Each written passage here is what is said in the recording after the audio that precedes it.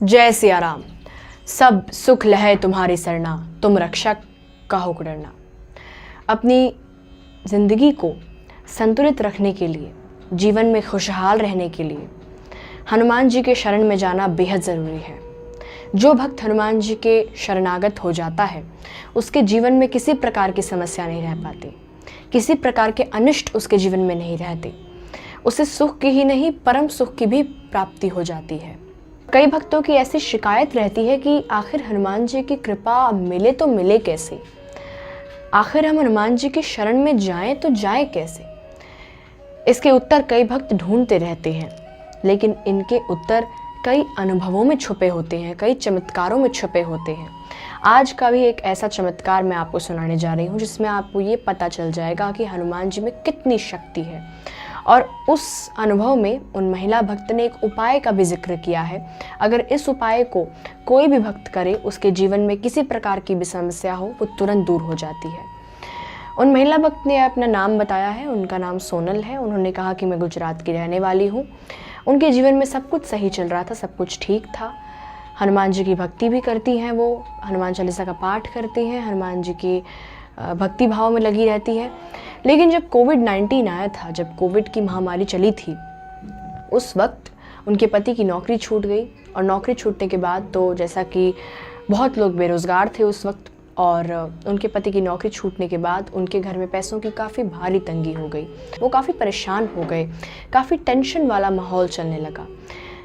वो परेशान ही थी कि इसी बीच कोविड-19 में उनके पति चपेट में आ गए।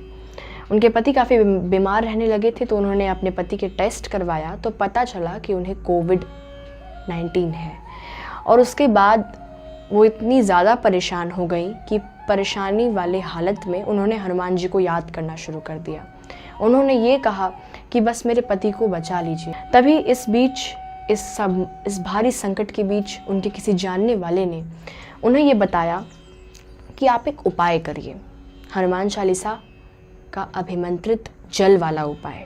यह इतना शक्तिशाली उपाय है कि अगर इसे कोई भी भक्त करे, महिला करे, पुरुष करे, कोई भी करे, उसके जीवन में हल्की सी भी समस्या नहीं रह जाती है। उन्होंने इस उपाय में यह बताया कि इस अभिमंत्रित जल वाले उपाय को करने के लिए आपको सुबह स्नानादि क्रिया से निवृत्त होकर हनुमान जी के समक्ष बैठना है। अगर आपके घर में कोई विग्रह है या फिर हनुमान जी की कोई फोटो है, उसे रखें और हनुमान जी के समक्ष बैठ जाएं एक आसन पर। साफ कपड़े पहनकर, शुद्ध कपड़े पहनकर बैठ जाएं।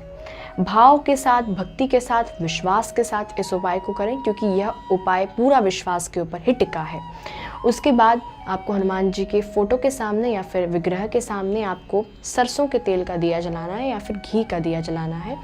उसके बाद आपको हनुमान जी के समक्ष एक ग्लास में पानी रखना है। वो ग्लास चांदी का भी आप रख सकते हैं, पीतल का भी रख सकते हैं, या फिर आप स्टील का भी रख सकते हैं। उसके बाद आपको हनुमान चालीसा का पाठ करना है। हनुमान चालीसा का पाठ आप 7 बार भी कर सकते हैं, 11 बार भी, 21 बार भी, 41 बार भी, जितने बार आप कर सकें उतने बार करिए। उसके बाद राम नाम का सुमिरन करिए।